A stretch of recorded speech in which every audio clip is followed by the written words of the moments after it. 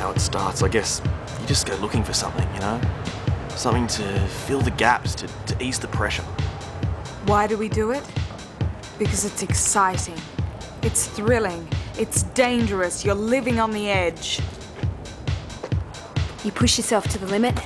You discover who you really are, what you're really capable of. And believe me, when it comes down to it, the human body is extraordinary. The pain is almost freeing. These days, everybody's addicted to something. Everybody's got some kind of monkey on their backs. But when that monkey starts strangling you, when you get sucked into that vortex of obsession, that's when it starts to get scary. Password? Boggle.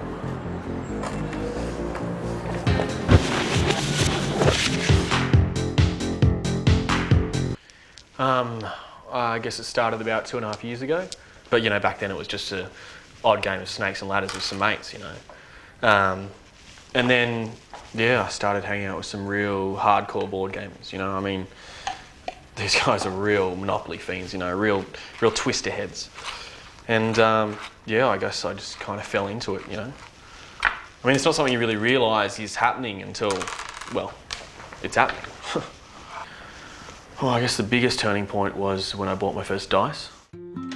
What people don't understand is just how addictive board games can be. Jake's just the tip of the iceberg, and he's choosing to deal with his problem now. But for some people, it can take years and years of BG abuse before they even realise they've got a problem. I've been working as a BG counsellor for about 18 months now. Before then, I was an addict myself.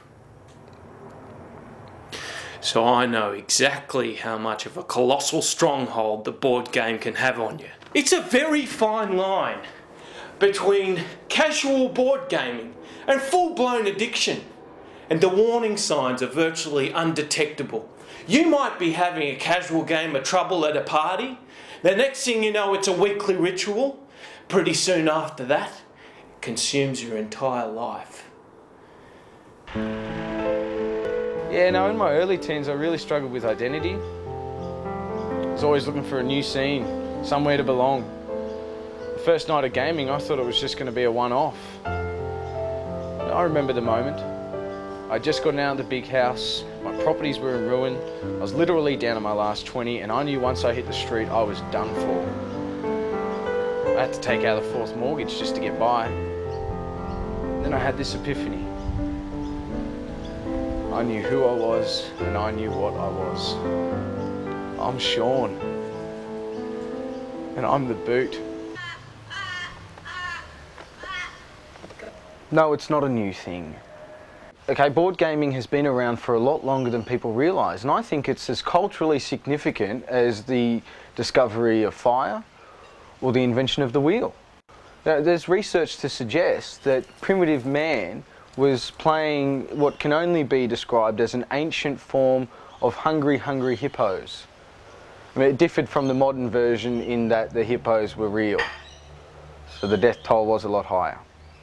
But the premise is the same.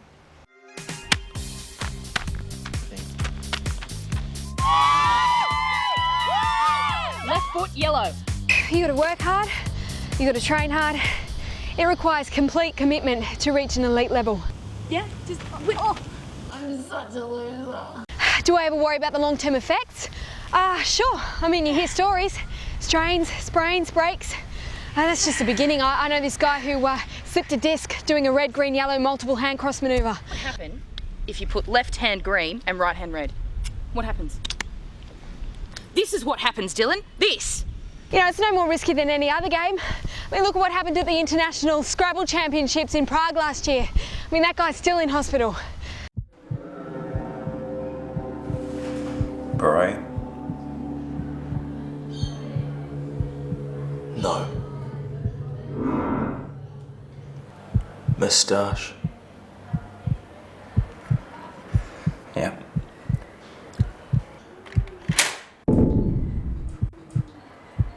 Is it Tyler?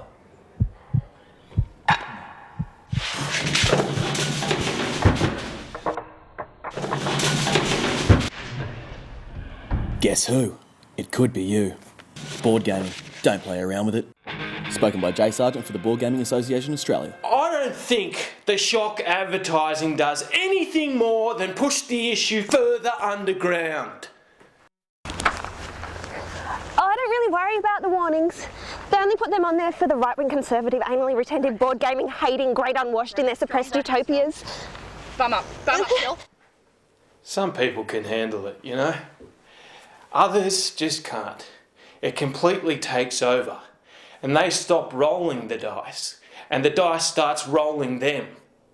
I've always been a very exuberant, outgoing person. I find the way most people choose to express themselves tedious and mundane. I mean, why be ordinary when you can be extraordinary?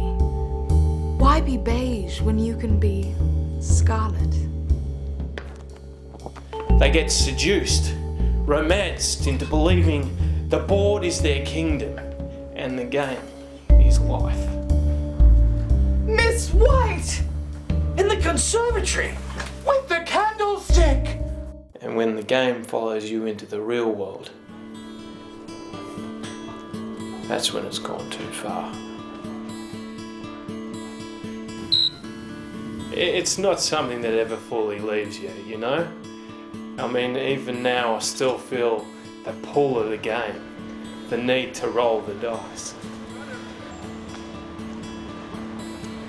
But you learn to manage it, to work through it.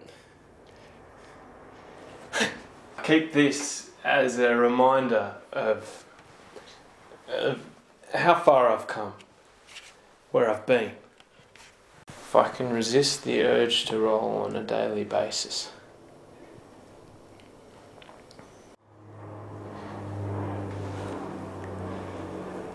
then I can do anything.